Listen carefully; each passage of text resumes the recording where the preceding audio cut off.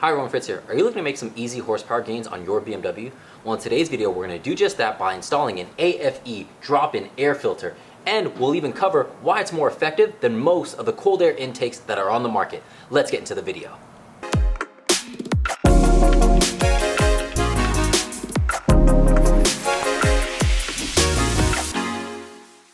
That's right, this drop-in AFE air filter is better than most of the cold air intakes on the market, especially for BMWs that have a turbocharger.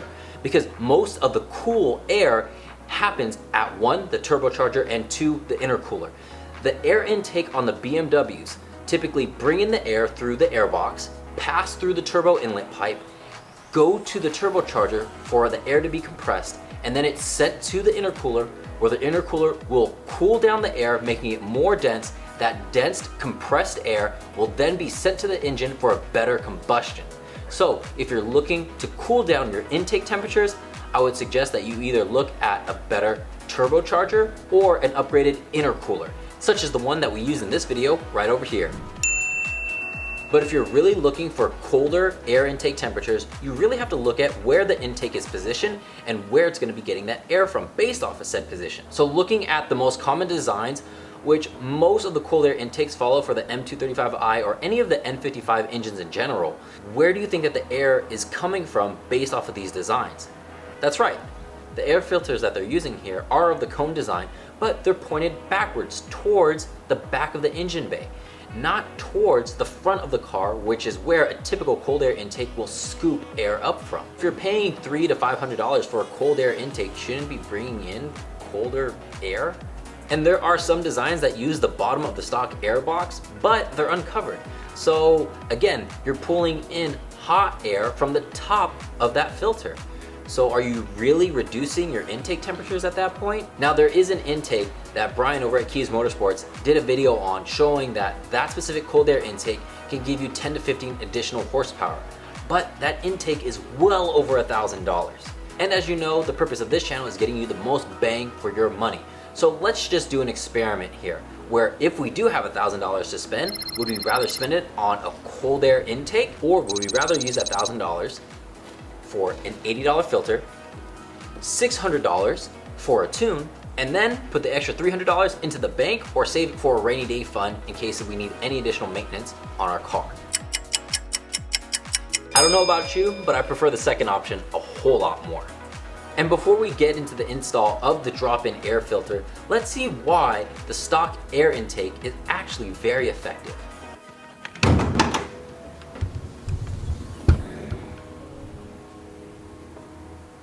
Where most aftermarket cold air intakes will start pulling air from the engine bay right at this point, the stock air intake will pull from the driver's side grille right there. So that little mesh grille next to our radiator, that's where a duct is. That duct will travel underneath the longer portion of our intake right here, feed into the air box where it'll filter out the dirty particles from the air, then travel to the turbo inlet pipe, down into the turbo,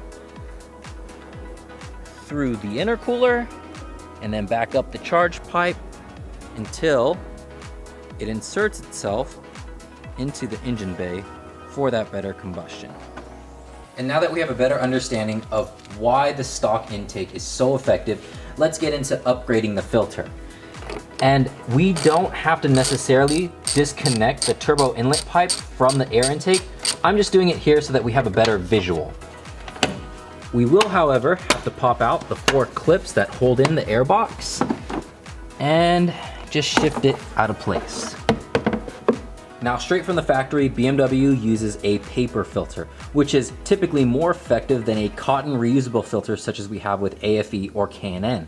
And the reason why is because the pores on a paper filter are a whole lot smaller, and the paper filters usually come included with activated carbon on the front side.